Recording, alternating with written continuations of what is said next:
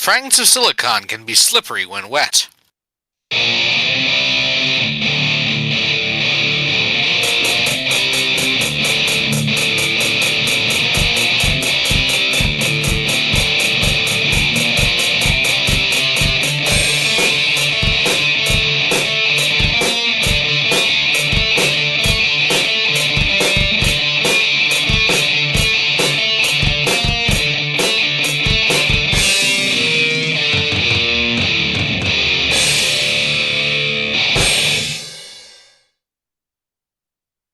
All right, welcome to another installment of Fragments of Silicon.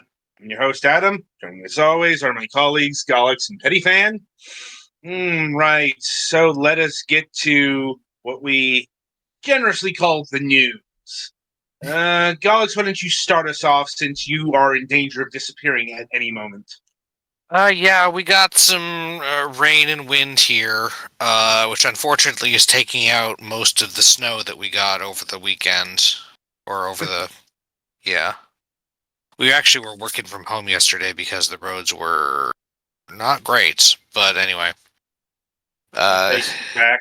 It's winter in Maine, and I'd rather get some than not.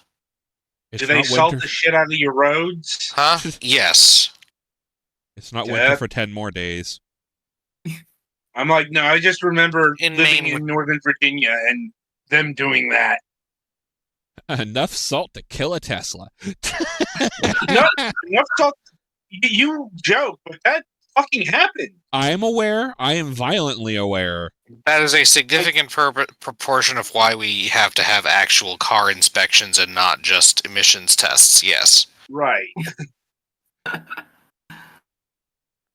Anyway. So yeah, otherwise it's fine, I guess. We had the work ugly sweater contest today, and I don't have one, but I inquired about getting one. Otherwise, not a whole lot going on. I guess we're getting near the end of the campaign in our Pathfinder game, although it might be extended a bit because one of the players is having a hard time finding the ability to be present until, like, after Christmas, so...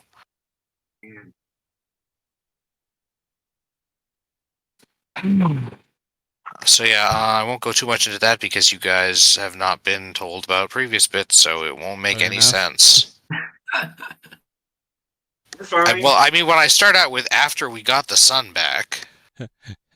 And then the wizard looked at me and asked how big the room was, and everyone winced. Thankfully, we don't have a wizard.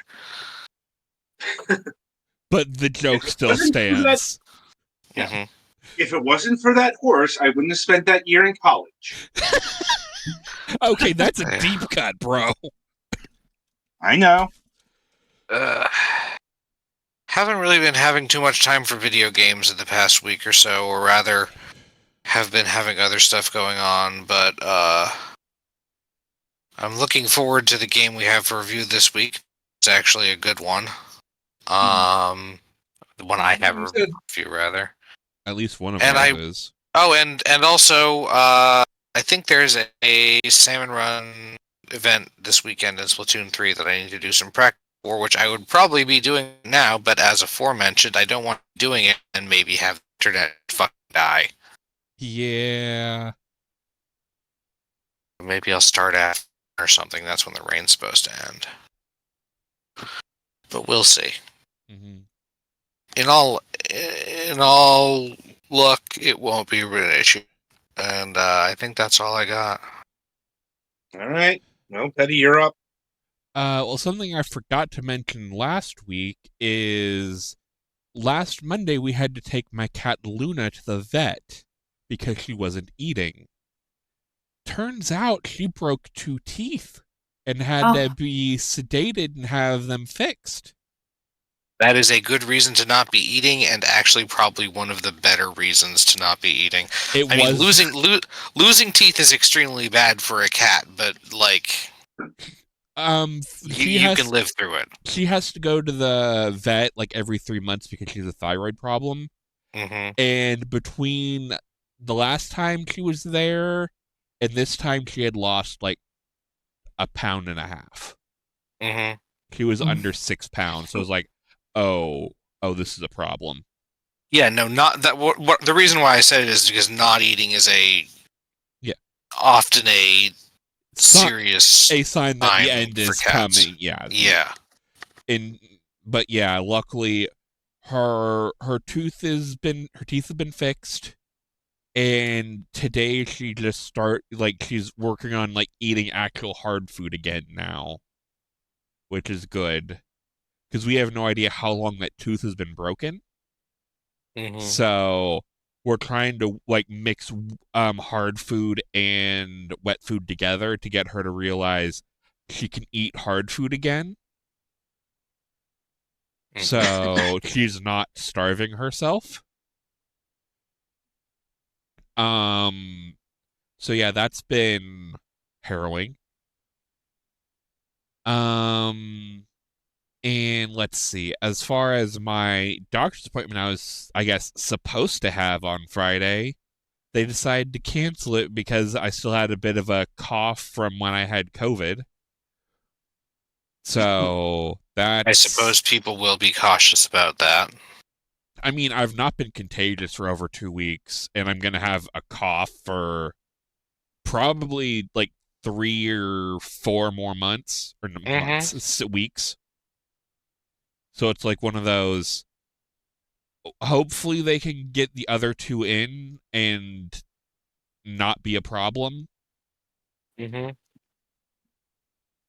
But they did say that they can at least skip this first one because if they need it, they can do it later. It's not as important because I think it was just to see if I was lactose intolerant, which, judging by the fact that I enjoy cheese a little too much, I doubt I'm lactose intolerant. Call it a hunch. Well, it depends on how your gut's feeling a couple of hours after you eat cheese. It's generally fine. Yeah, I'm not. I have a minor dairy issues, and it doesn't stop me from eating cheese. Yeah. So yeah, that's been. It's kind of sucked because I had to get up at like 6 in the morning to go to the hospital because we live over an hour away. Just to be told, oh yeah, we can't do this today, and then take another hour ride back to the town.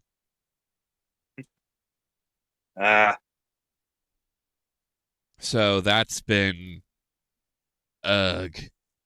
I did get the games I ordered from GameStop, the Horizon Forbidden West.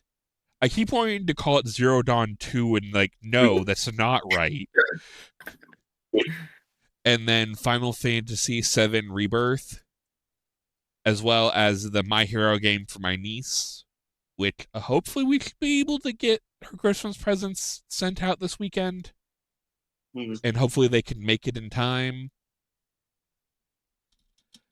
And I guess a little bit of a show note for those of you who are generally around. Usually we just kind of end the show like between Fragments and MSP, but tonight we're going to try something a little different. Instead of just going off air, I'm going to play like some game. This week's probably going to be the Beyblade game. Just have that running while the Discord and we're muted everyone so we can still have our like meeting thing, but just kind of help with retention. So instead of being off air for an hour and a half, we at least have content to keep people interested, hopefully. So yeah, hopefully that works out. And yeah, I think that's it from me. All right, that means it's my go. Yep. Let's see.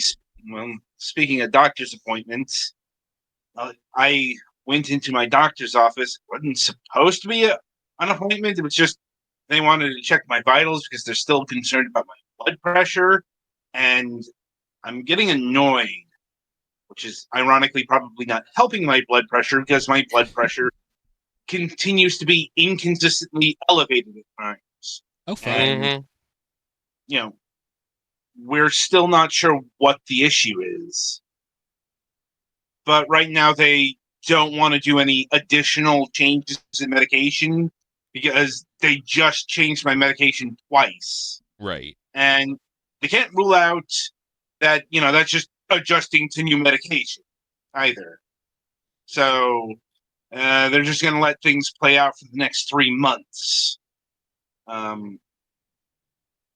But yeah, It's not like stroke risk bad, is it? not anymore. Mm. I will say the new dosages are helping in that because last year it was worrying. Ah. It's like it was like 170 something, which not good. I would imagine. Now it's just like sometimes in the 140s when it's supposed to be like 120. I forget what the other number is supposed to be, like 80 or something. Right. The point is, this has been an issue for over a year now, and I guess we're getting closer to fixing it. And sometimes my blood pressure is just normal, but other times it's elevated. So now the working theory is anxiety, which I do suffer from. I think and all of us here suffer from that. I mean, I've been diagnosed with high anxiety. Well, same. It's just, yeah. It's just my doctor's office actually didn't know that until I told them this past visit. Oh, it's one of those deals where doctors' offices aren't talking with each other. In fairness, the last doctor's, the last doctor that evaluated that was from 2011, so I could see why those records would be kind of hard to get. I don't even remember where that office was because that was on the government's time. Or even if office still exists. Right. So yeah, there were a couple of things that they didn't know that they had to be filled in when they actually looked over my records and looked over my hospital records and like, wait, what's this? Like, fun times. Oh wait, no, the opposite. Yeah, really? Let's say that's the unfun, bro. Yeah, I'm like, really annoying. And then they, and then they start with the probing question, which, like, if you're trying to help my anxiety, you're not. Fucking tell me about it. Anyway, aside from that, I think I also, well, I'm not going to say I caught a cold, but I think I'm trying to fight and do an end run around one since the visit. It's December and, doctor's offices. Let's just hope it's not COVID.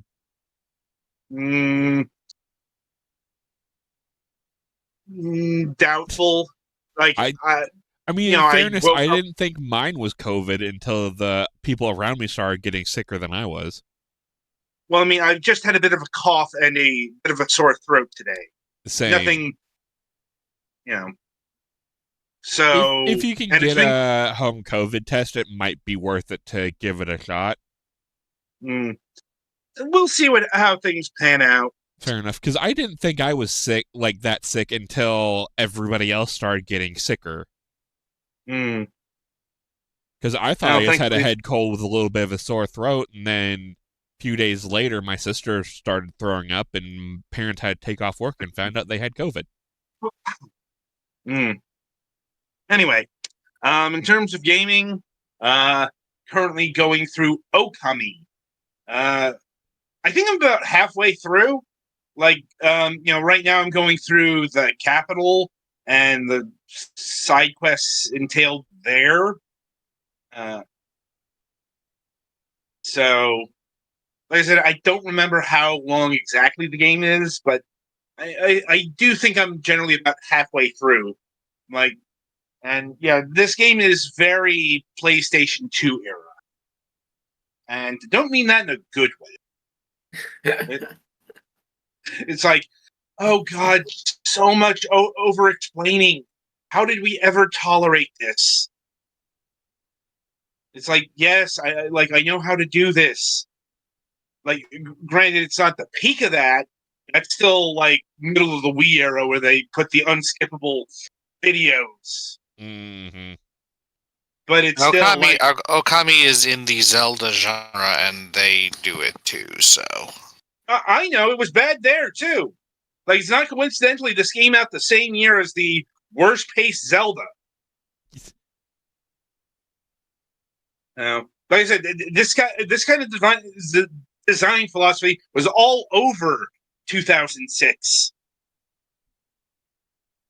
So I'm saying it's both a sign of the times, and I'm glad that this sign of the times has been left in the past for the most part. Mm-hmm. Anyway, so yeah, that'll about do it for news for the week. So merrily we shall roll along to the interview portion of the broadcast. And joining us this week is Ellis Tucci of Spectra. Hello. Hello, how are you doing tonight? I'm doing really well. I'm excited to be here and talk a little bit about immersive sims. Indeed. Been a while since we talked about Im Sims. I think about a year. Right? Something like that. Yeah. It's a good topic. Yeah. It's a fiery conversation. Yeah, that's putting it lightly. Like, especially when we had the developer of Mosalina on the program. Oh, yeah. Very familiar. Yeah, the ImSim that seeks to break what an ImSim is. But we'll get to that in a bit.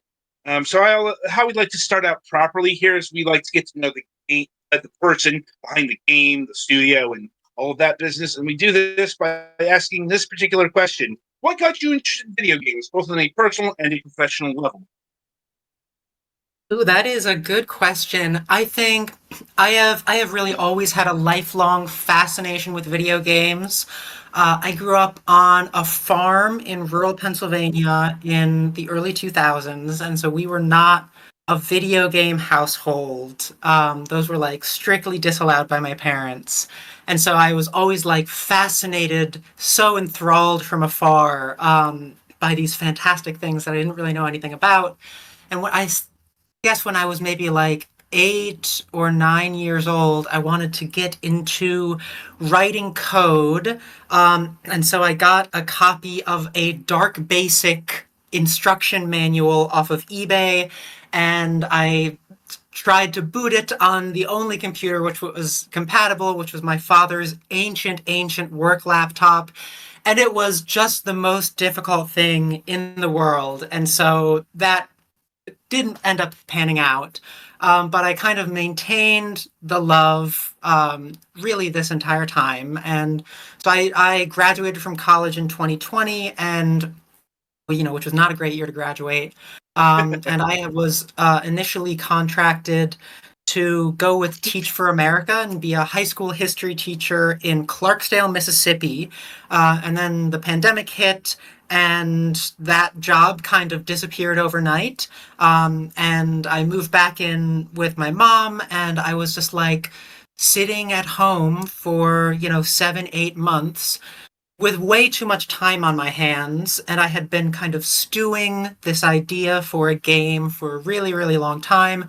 And so I decided, what the hell, I'm just going to, learn how to do it through sheer brute force and stubbornness. And so I guess that's how I got to here. Like, yeah, I can't say that's an uncommon story here in the year of 2024. Oh, yeah. But, but very understandable given that people needed things to do, and it was like either develop a video game or start a sourdough starter. Yeah. I joke that Spectra was my baking bread. And I suppose that leads me to the next question here. And why an ImSim? Like, what made you want to do something in this particular genre? To me, like the immersive sim is like the platonic ideal of a video game. It's like, I think it's Warren Spector says that you want a game that presents problems, not puzzles, right? And the open-endedness and the ability to really explore and kind of wiggle your way through the space just really, really appeals to me.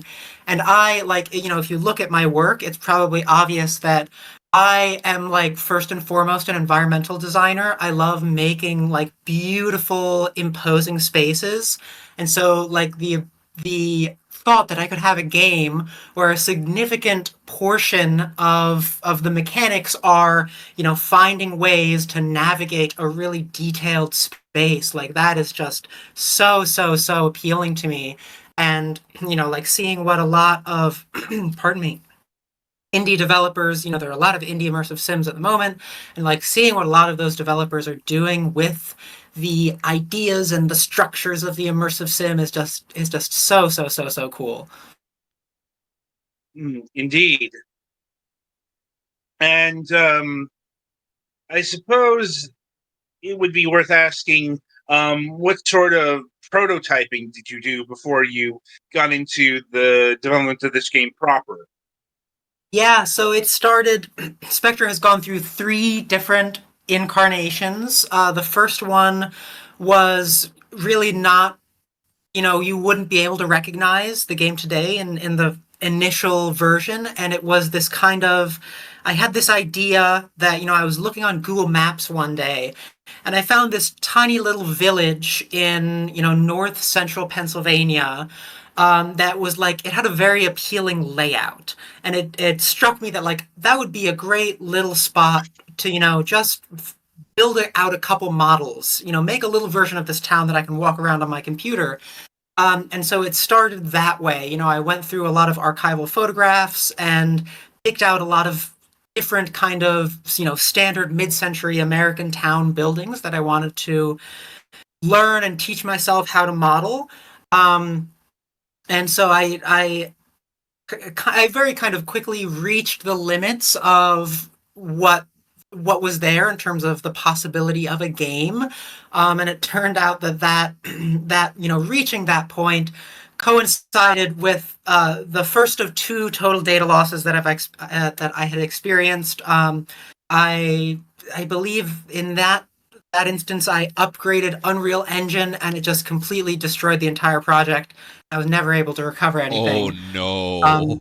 And yeah, that was a total nightmare. But at that point, it was only about 3 months of work, and so I immediately kind of like sat back down, and I had learned a lot from that first run, and I was going to bring it back together and to do the second iteration, and this was kind of where like the idea of what the game is now kind of started to crystallize a bit, and I started to build out this. Oh, sorry, there was a little bit of reverb. Never mind. I started to build out this level to kind of get a sense of how I wanted things to work in terms of verticality, in terms of the general size of the space, and I got a decent chunk along. It was not kind of on par with the stuff that I'm doing now, but I got pretty much like an entire level completed.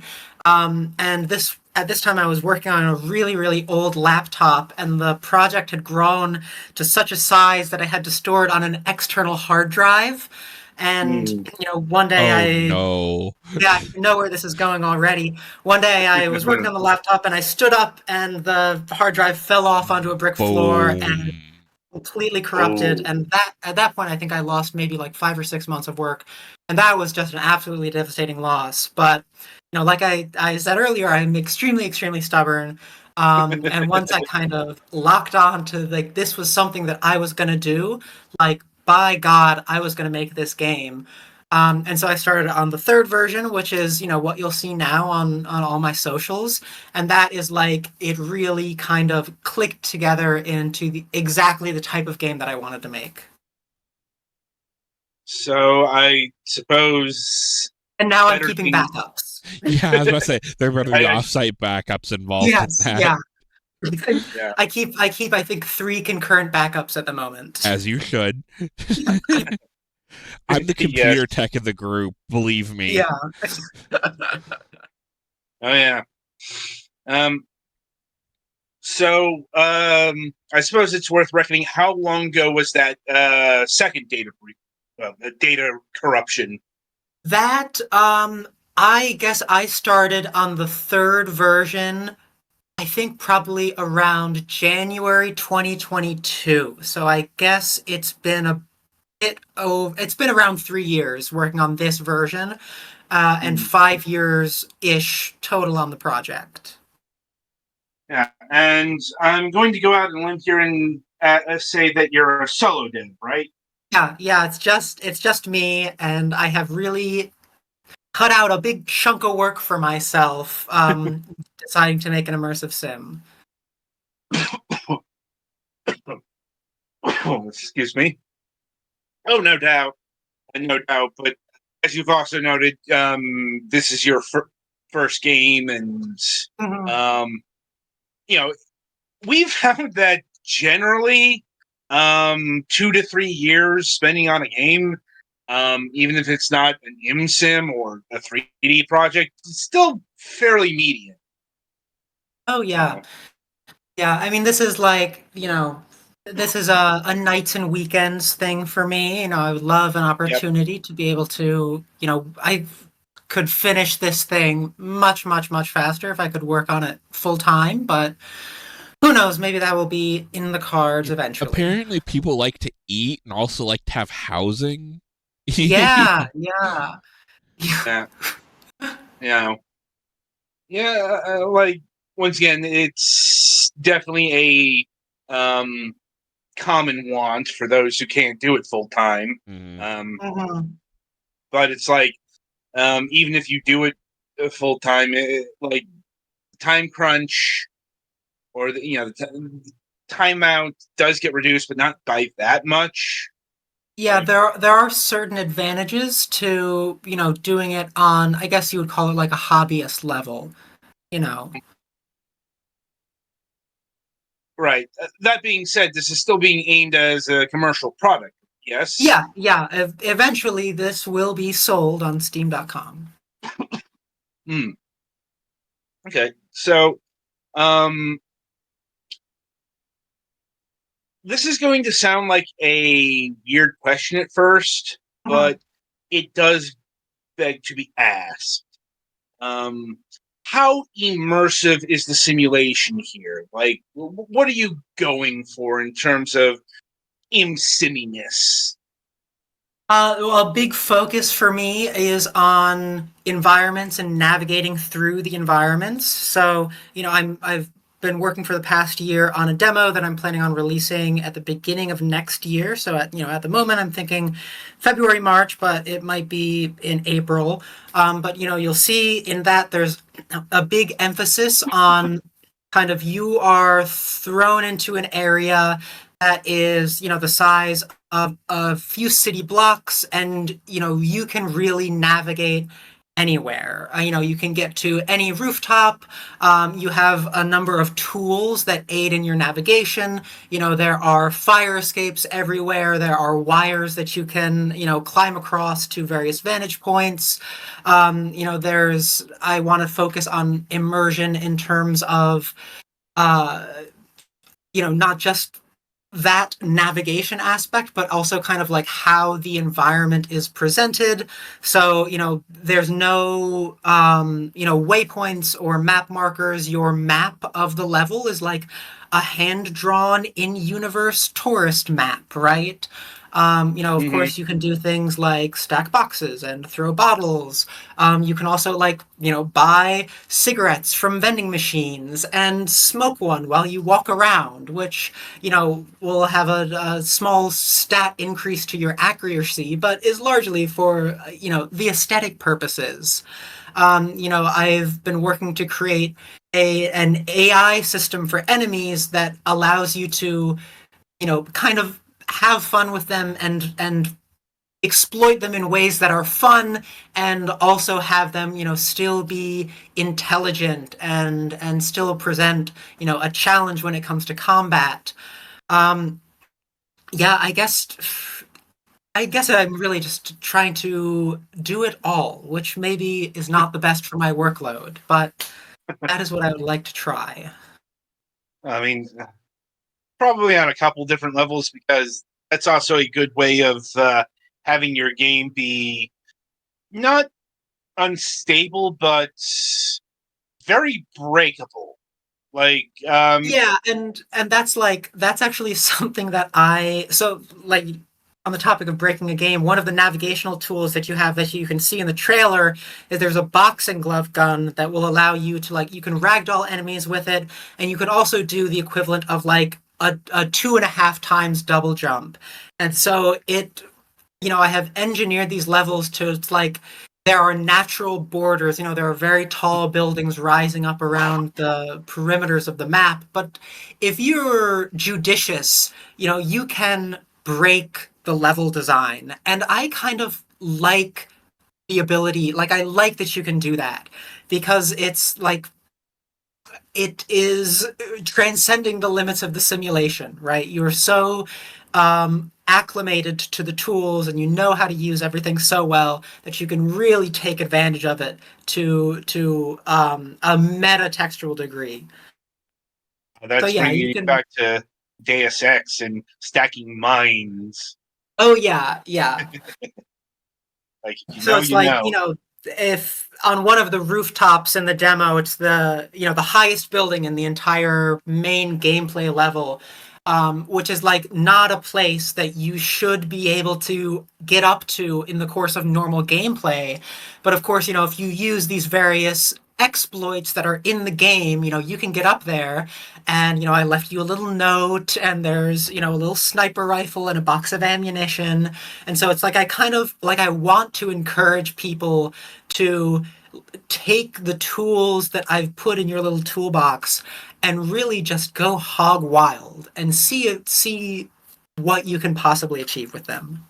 Really embracing the sandbox approach.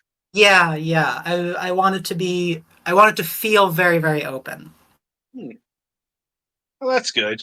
And I suppose it's worth getting into, well, what Spectra actually is outside of Mhm. a immersive stim, and we can start with the other part of that title, the 1970. Yeah, yeah. So I can give you the two pronged answer, which is the structure of Spectra. It's a mission based game. It's very similar to Dishonored. You have missions where you travel out into the city, and you also have an interstitial area between missions that you can go around and collect things in, etc., like the Hound Pits pub. And yeah, in terms of the setting. This actually came about from, I was reading a book at the time where I was really developing the elements of the plot and the setting. There was about a real event from 1933 called the Business Plot. And this was a conspiracy of very wealthy and powerful industrialists to depose Franklin Roosevelt in a fascist coup that, would then repeal the New Deal.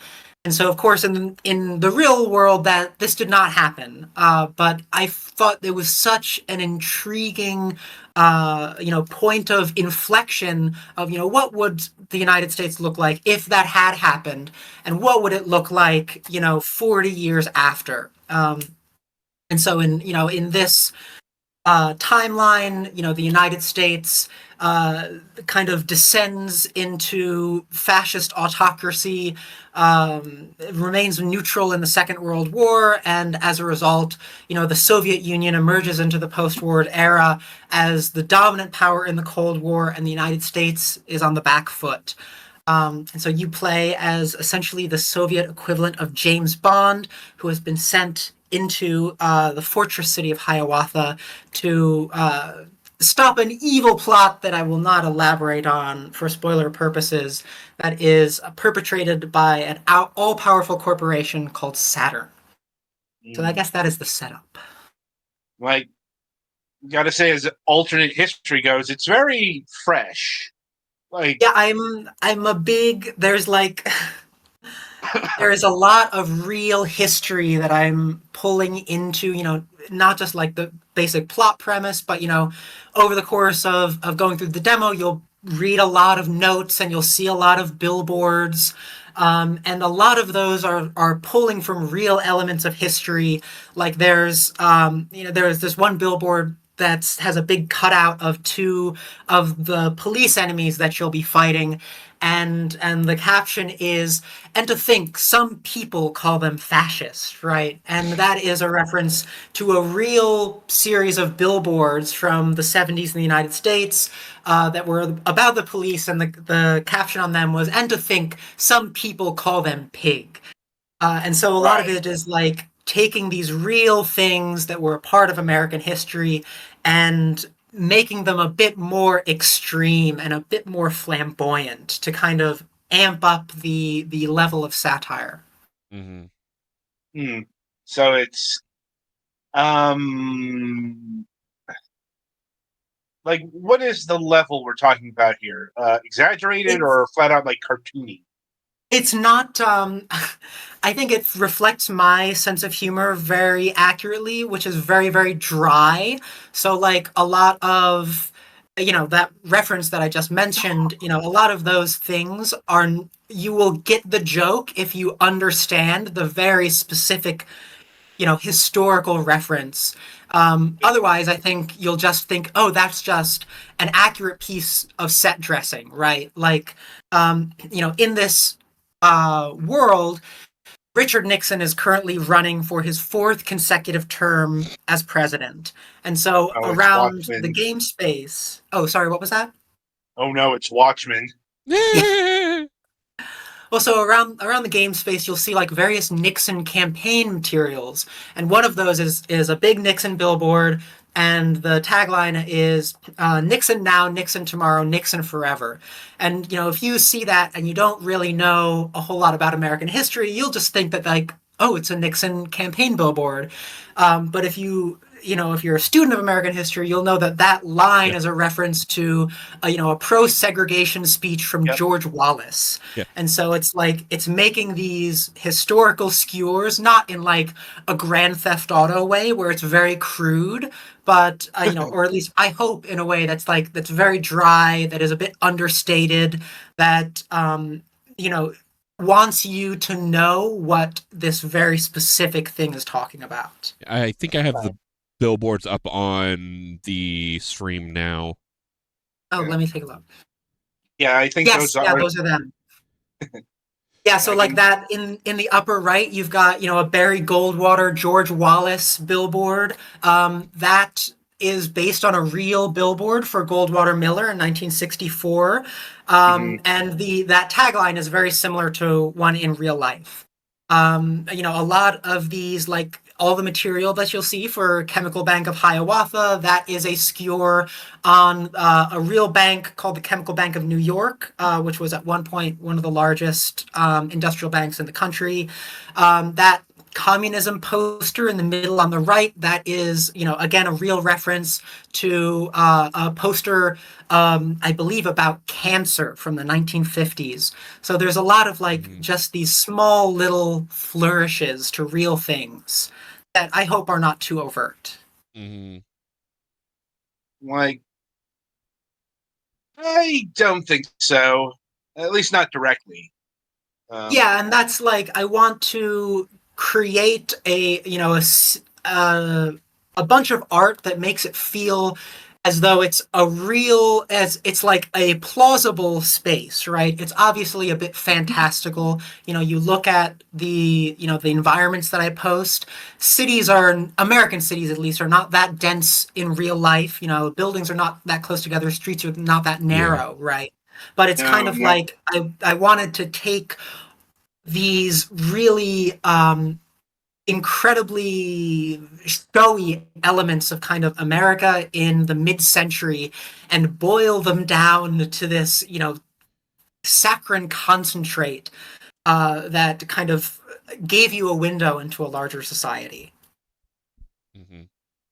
Yes. And I does that go into like the audio design? Like, will there be like loudspeakers or radio broadcasting Yeah, propaganda? there are Dishonored style loudspeakers that you can kill guards by shooting, and it falls on their head, and they do a fantastic ragdoll.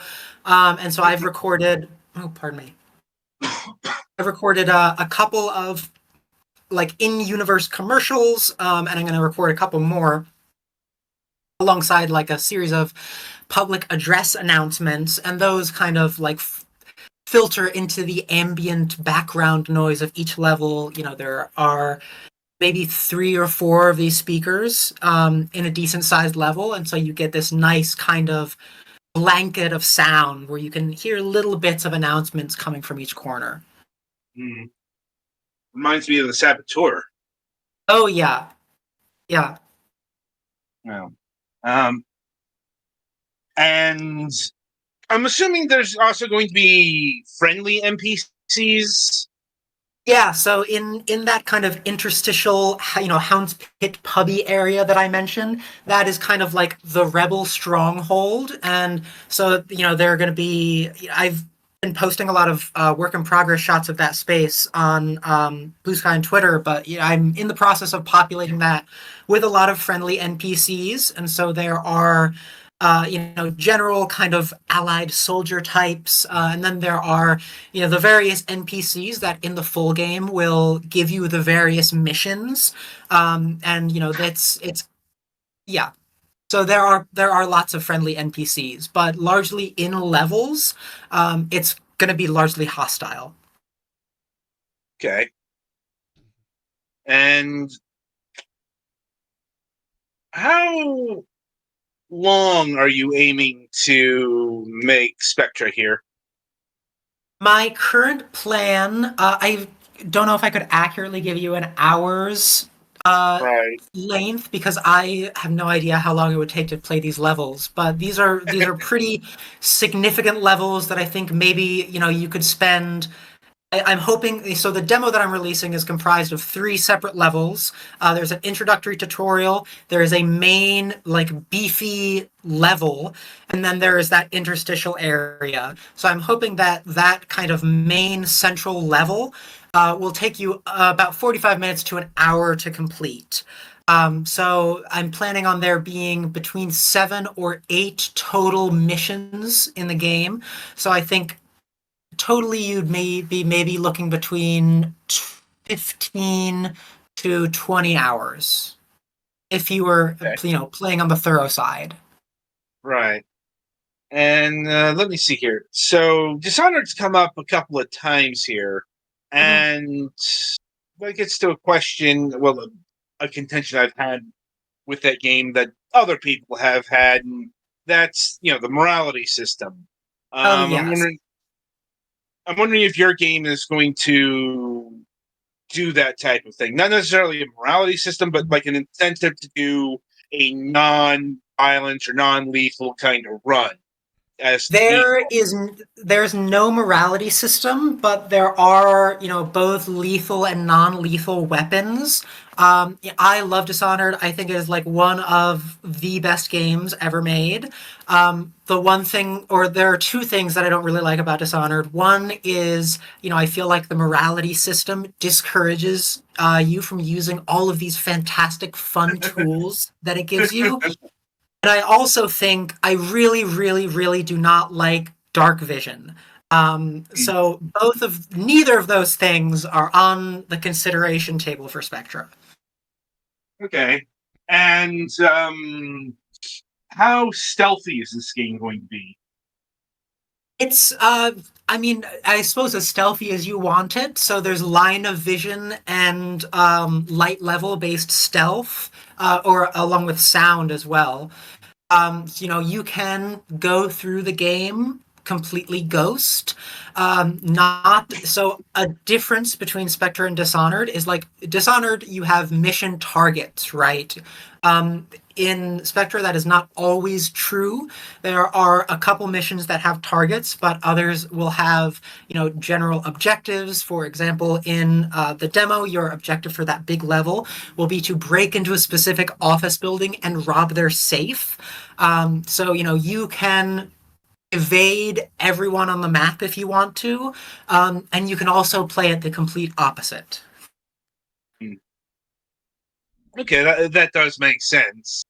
I was just wondering, like, if you failed your stealth, it was like, you're gonna have to reset, like, say, thief, Oh, or no. Yeah, you can lose guards relatively easily, especially with some of the traversal tools that you have. If you use that boxing glove gun to hop up onto a beam, 20 feet in the air, you run across the rooftops and you're gone, right? So you can very easily reset stealth conditions, if you're trying to play stealth and you break it.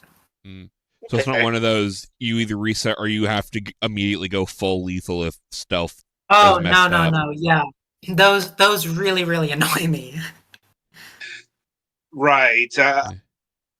I feel that, like, when you use Splinter Cell. Oh yeah, I've been playing through Chaos Theory for the first time recently. Oh, and it gets on my nerves sometimes. Yep.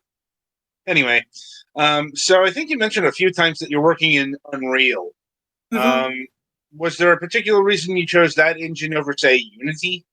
Yeah, I chose Unreal specifically because of blueprints. I am a very, very visual learner.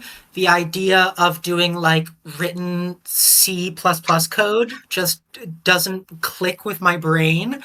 But for some reason, the ability to do things in blueprints really, really flows. It just, I'm able to conceptualize it like water running through pipes. I think if Unreal did not have Blueprint, then I don't know if I would have gotten to this point, right? So that was a huge, huge, huge selling point for me. Neat.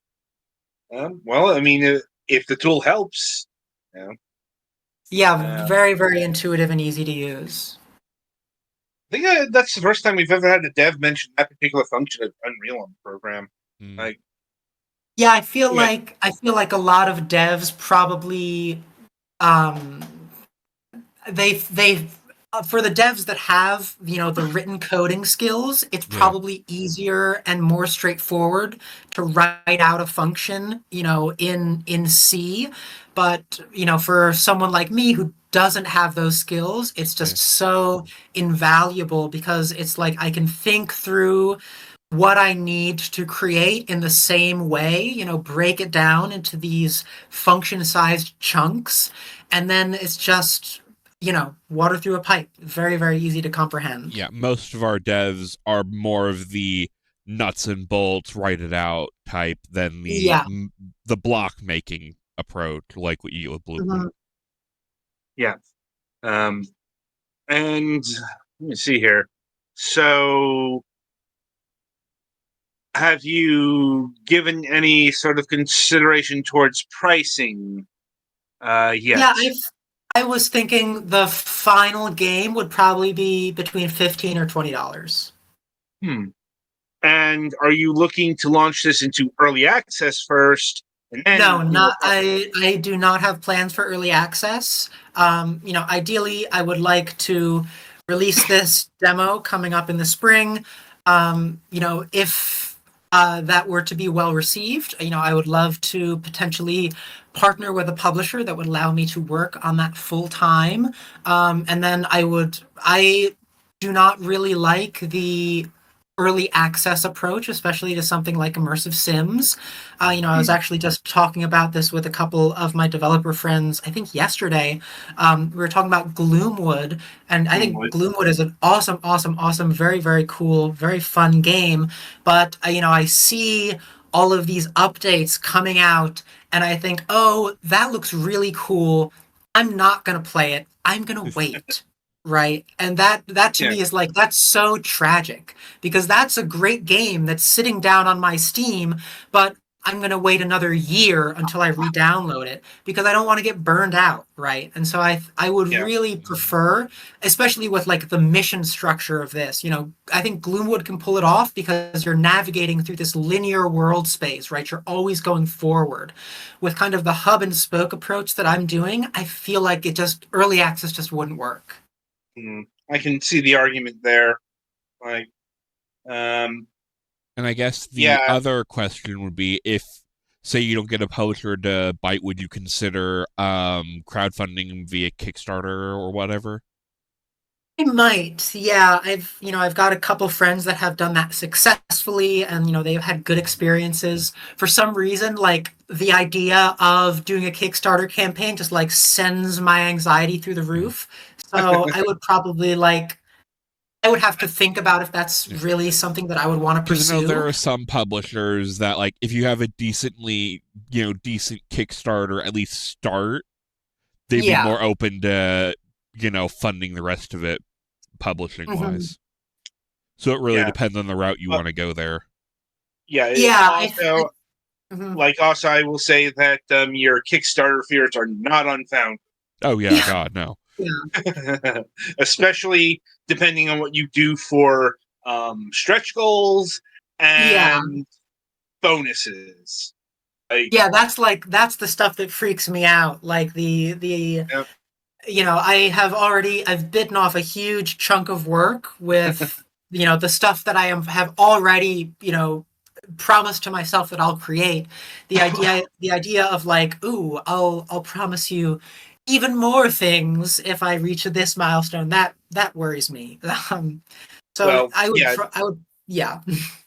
What happens in that situation is, well, then you're working on Spectra for the next 8 years. Yeah, I would If you're really like lucky. to avoid that if possible. I mean, it's happened time and again. I am violently aware. Oh yeah. Mostly from the Kickstarter angels of 10 years ago, but A tale as old as time. Possibly older, but yes. I mean, like Bloodstained is still getting Kickstarter updates. Oh my gosh. Yeah, no, he's not wrong. I literally just got an email. Scope creep is a thing. Oh, that's been the bane of many a developer. Oh yeah. Some of which have appeared on a program. Oh yeah. Like, some of which have gotten death threats. Not from our program. Not from our program. No, but I'm saying just in general. Like, I'm aware, yes. This is serious business. So, oh yeah. People love video games, or so they say. Well, it's not just that. It's, they put money towards a video game, so yeah, there's a higher expectation. Right. Yeah, and that's one of the reasons why the idea of kickstarting does not appeal to me, because like the idea of me accepting money from someone before I have delivered freaks me the fuck out. Am I allowed to curse on this podcast? Oh yeah, you're totally fine. Okay, yeah. It freaks me the fuck out. Like I will very happily accept money for Spectra once, it's got the bow stamped on it, Yeah. Fair enough. Or at least you're in the process of almost done. Like it will be out within once the finish line's number in sight. of weeks. Yeah. Anyway, so I want to jump out a bit back to the title and talk about Spectra. Like, is Spectra an actual thing in the game? Is that like the agency you're working for? This is a funny story, actually. The word Spectra has no relation to the game. I initially wanted to call it Spectre, a reference to the line from the Communist Manifesto, "A spectre is haunting Europe, the spectre of communism." But I didn't research this to find out if it was true or not, but I figured that Spectre had too close of an association with the Bond franchise, and they probably held the copyright to it. And so, for SEO purposes, if anything else, I should Yeah. probably switch around a few letters. And so, I got Spectra. Fair And I enough. think I like Yeah, it more I anyway. would. I would say that your concerns would be very well founded, though not Yeah. from the Bond people specifically. Like, it's a whole thing about the ownership of Spectre and that organization, um, Hmm. which has been the subject of an ongoing lawsuit. Forget if they settled, But And yeah, I imagine that there are just a million different products called Spectre. Yeah. hmm yeah, Spectre does stand out a bit more. Right. Like, so. Uh, and do you get to communicate with a homeland any in this game? Like, are we going to see any Russian propaganda or Soviet Yeah, iconography? you'll actually see some in the demo. I've been posting a couple pieces of it on Blue Sky, but the for that tutorial area takes place inside of a Soviet intelligence bunker, which is this sprawling, labyrinthine complex full of concrete and red pile carpet. And so you'll see a timeline of historical events from the Soviet perspective, and you'll get kind of little glimpses into this world and what is happening outside of the United States. Okay. And I suppose my final question at this stage is, what are you doing about the music of the game? Yeah, I have a couple musician friends, two gentlemen that I went to college with. They composed the track that is in the trailer.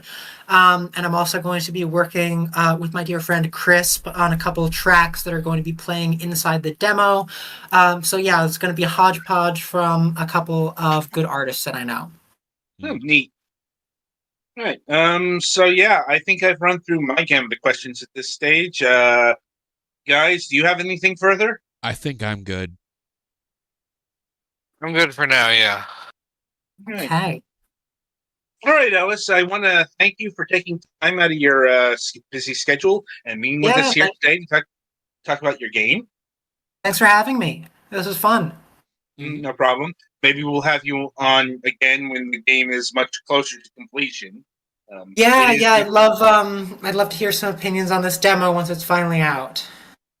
fair enough. But in the meantime, the game is Spectra 1970s Immersive Sim. Um, can you wishlist it on Steam yet? Yes, it is on Steam. Okay. So be sure to do that today. Petty, play us to the next segment.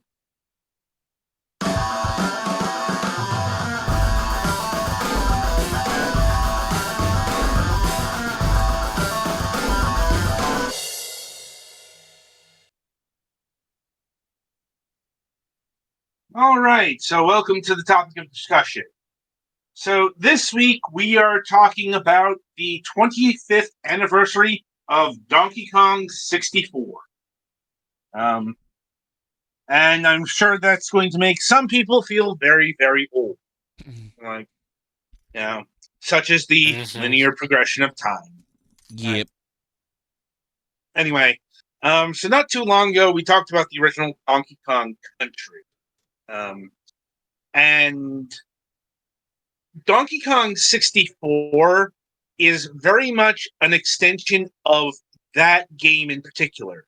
I know by the time that DK64 hit the store shelves, we had the entire trilogy and the Land trilogy. There was quite a bit of Donkey Kong material by this point.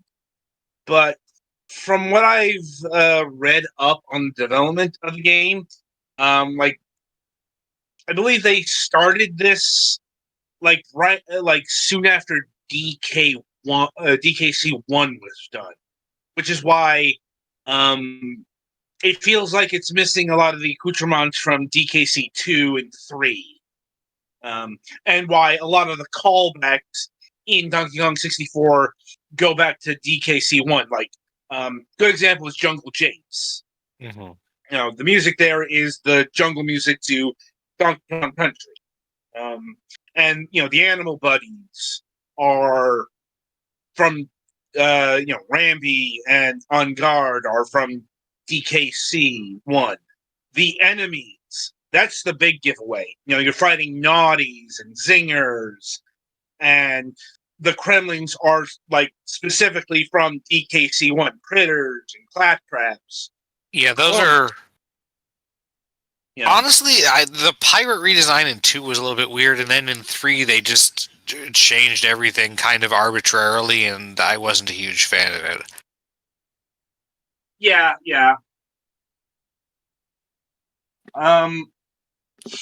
Well, DKC3 changed up because it was mostly a different team. Mm-hmm. Because everyone else that had worked on the first 2 Donkey Kong Country games, they were busy, like, if not with Donkey Kong 64, then Banjo-Kazooie, something that was in development for the Nintendo 64. Anyway, so with that in mind, Donkey Kong 64, pretty infamous game at this stage, though it is a game that has been able to retain itself in the popular consciousness, as opposed to, say, Jet Force Gemini, which, even though it got a recent re-release, that game's always been on the second tier scale of rareware releases for that system. Mhm. See also Blast Corps. That's not a statement to their quality. It's just a statement to their type level. Because Donkey Kong 64, that was Nintendo's big 1999 holiday release. That's the that's the game they targeted for all the big pains that year. Believe me, I remember Donkey Kong 64 getting promoted quite a bit. So, and my personal experience with the game is I rented it. I did not own it because I had actually selected the other, I had selected Jet Force Gemini as the rare game to own that year. And that was keeping me plenty busy. Plus, when I rented Donkey Kong 64, I was not impressed with the game. The opinions that people hold today on Donkey Kong 64 is the opinion I had back in 1999. This was being hyped as the greatest platformer ever, and I did not think it was better than Banjo-Kazooie.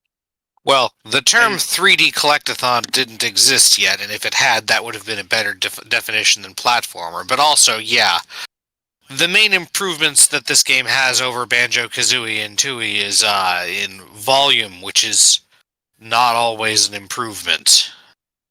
Well, Banjo-Tooie is honestly very comparable to Donkey Kong 64 in terms of just size. It's done in a different way.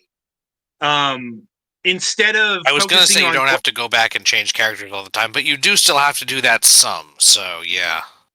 Right, but Banjo-Tooie, it's in the world. Like, Banjo-Tooie was aiming to have this big interconnected world where if you open something here, it'll open something there, and it's like the most interconnected 3D platformer of all time up to that point. Okay.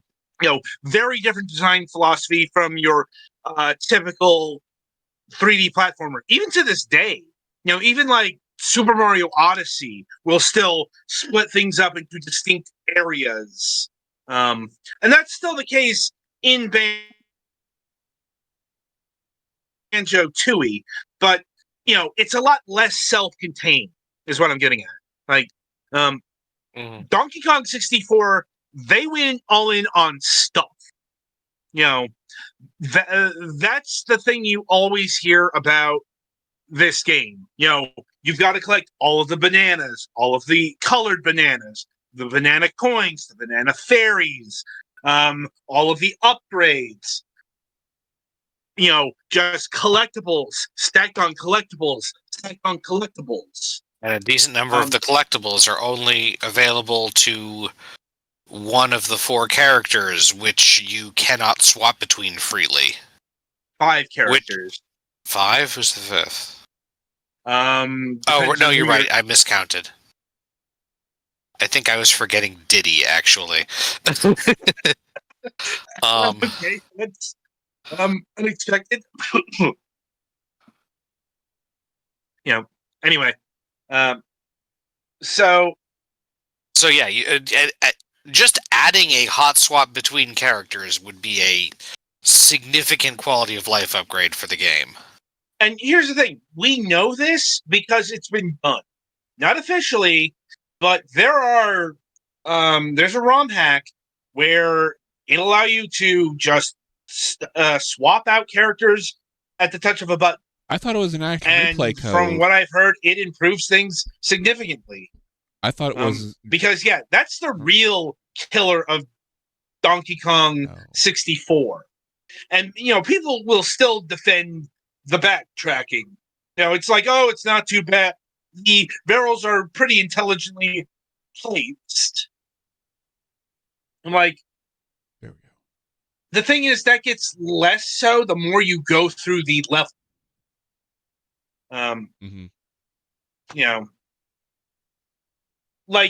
It's never, I don't know, Dark Souls levels of backtracking or anything like that, but right. It's still bad, especially for a 3D platform.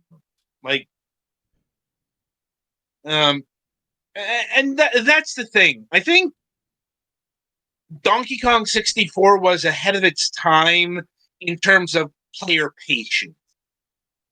Because, now the complaints about Donkey Kong 64 have never, ever gone away. In fact, they've intensified over the course of 25 years. But, I look at the overall size and scope of the game, and I think it's a bit quaint now. I will acknowledge that, yes, this did hold the Guinness Book of World Records for most collectibles in a video game at one point. That point was 2000.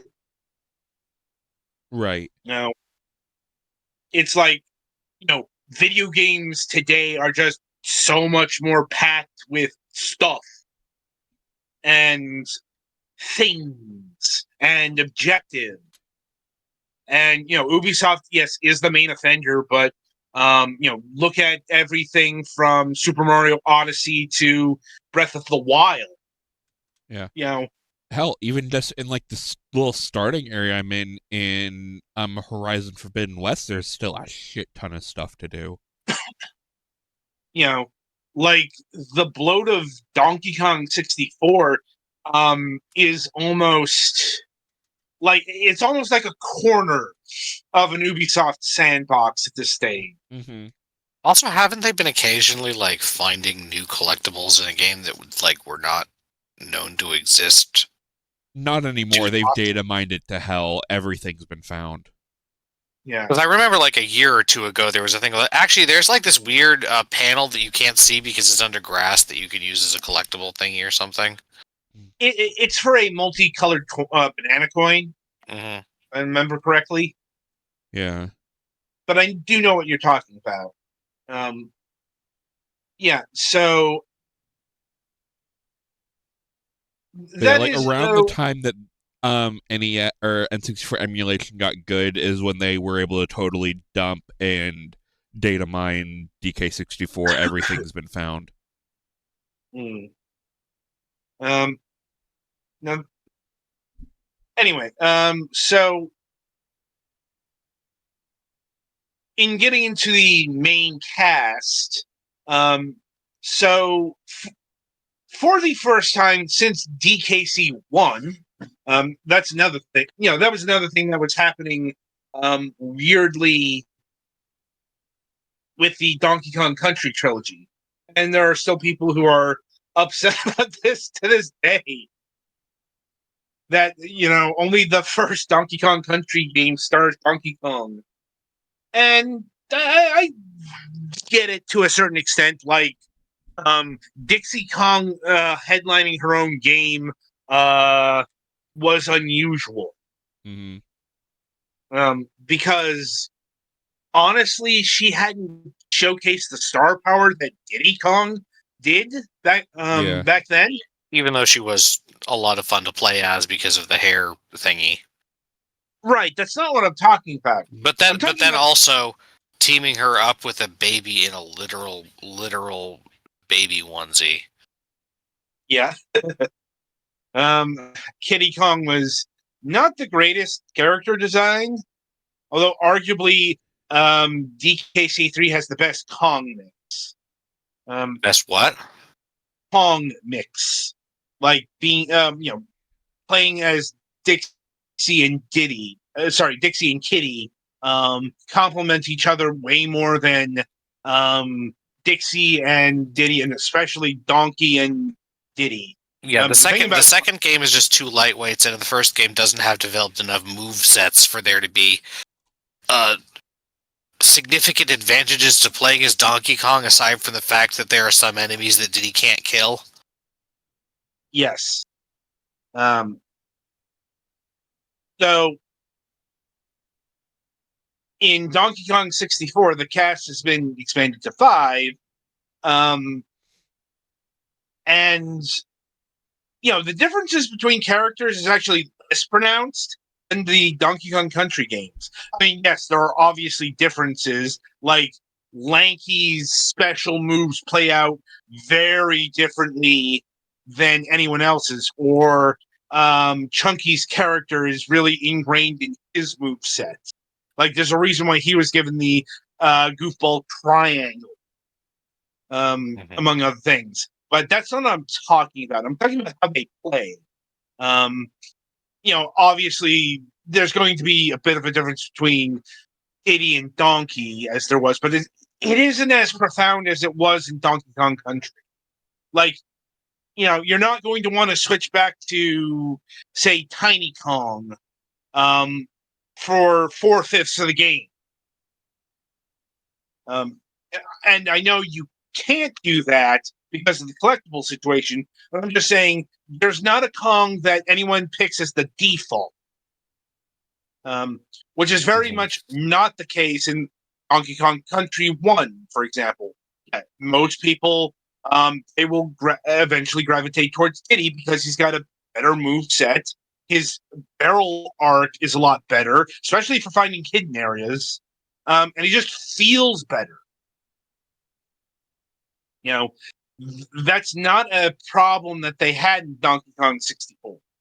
To their credit, nobody complains about the characters playing too samey either, because there's enough differences in terms of body type, personality,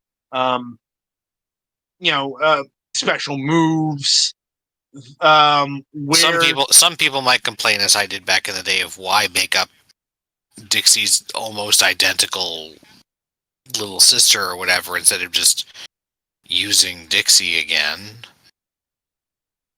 I'm like, because they wanted to have somebody who could shrink. Yeah, and you just have to say that she acquired that power at some point, I guess. But yeah. What's weirder is the complete absence of Dixie and Kitty. Like, it's not just that they're not playable, it's that they don't show up at all. They straight up were erased from existence. Right, and Dixie Kong eventually comes back for Tropical Freeze. Kitty Kong is still on a milk cart. And he's not joking, by the way. Yeah, I mean, yes, they did come back for Donkey Kong Land, but Donkey Kong Land is the Game Boy spin-off of Donkey Kong Country 3. Of course, it's going to be structured like that. That doesn't count. Mm-hmm. Like, that being said, in terms of the Kongs that did appear in this game, try to guess who ended up being not the star, but the one who got used the most. No idea. I've not played it. Is it the one with a funny face? It's Tiny. Okay. Mm. Because Tiny Kong, in addition to making some cameos in other Donkey Kong games, is actually playable in Diddy Kong Racing DS alongside her sister Dixie Kong. Yeah, the first time that the Kong sisters here are playable is in the DS version of Diddy Kong Racing, and you probably didn't know that. I keep forgetting that exists. So same. yes. Yeah. Well, I mean, they did that because those two are the replacements for Banjo and Conker. Who now have their own games, and thus are not free to appear. Well, Microsoft purchased at that point. That too. Right, but the interesting thing here is who was not taken out of Diddy Kong Racing DS. That was Is it Tip Top? the Turtle. Yes. Who He was is also still there. plans to have his own game but never actually did. And he also cameos in Banjo-Kazooie. He's technically Microsoft property, but he's so minor, nobody gave a shit about his status. Mm-hmm. That's hilarious. Like, anyway, getting back to Donkey Kong 64.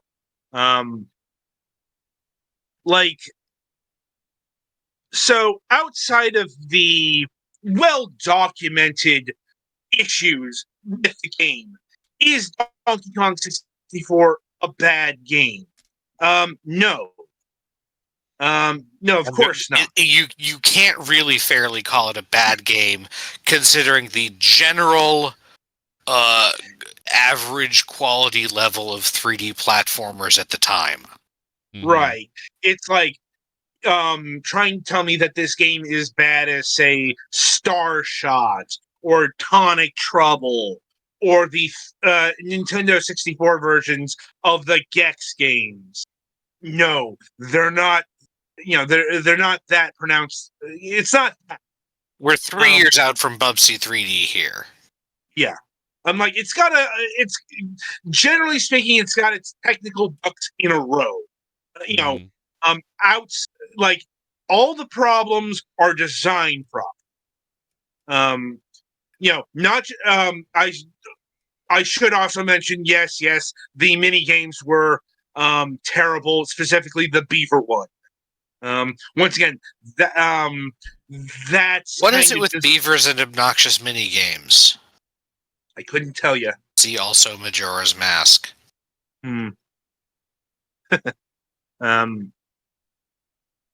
But it's not a bad game on the technicals generally. It's going to have some issues that plagued 3D platformers of that time period. Like the camera is going to be not great. But honestly, you could do a lot worse in terms of 3D camera in platforming games at that time and even afterward.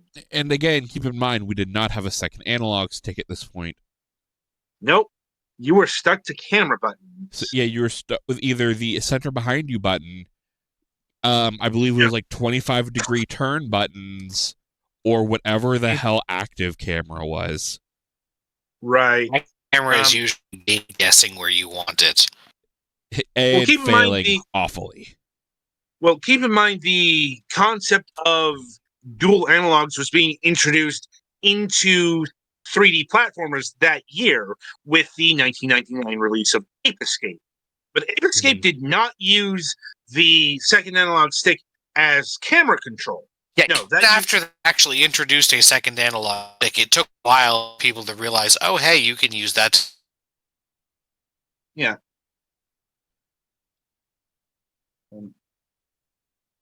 Everybody still here? Yeah. All right. You kind of roboted out there, Alex. That's possible. Everything seemed fine. It's Yeah. fine. Yeah. What I Anyway. said was that it took people a while to figure out that they could use the second analog stick or default for camera control for a while after it was introduced. Yeah. Really till the PlayStation 2 era figured that one out, and even then, it took a while for people to really default to the second right analog stick is maneuvering the camera. Right. Like, anyway, we could definitely talk a lot more about Donkey Kong Country. Donkey Kong 64. But we are running low on time, so it is time to wrap up the program because we have a new episode of MSP happening in a little while. Honestly, it will be starting well ahead of our usual start time because Mac is not joining us this week. Yeah. He is too busy trying to rescue his life from the from the constantly burning fire that is his crushing debt. I was just about to say his life, but yes. No. Anyway, no Friday show this week. So, and coming up on the Sunday reviews, we'll be having reviews of Creepy Shift at Roadside Diner, Super Spy Raccoon, Slay the Princess, The Pristine Cut, and Monarchy. So until next time, I shall wish you good gaming.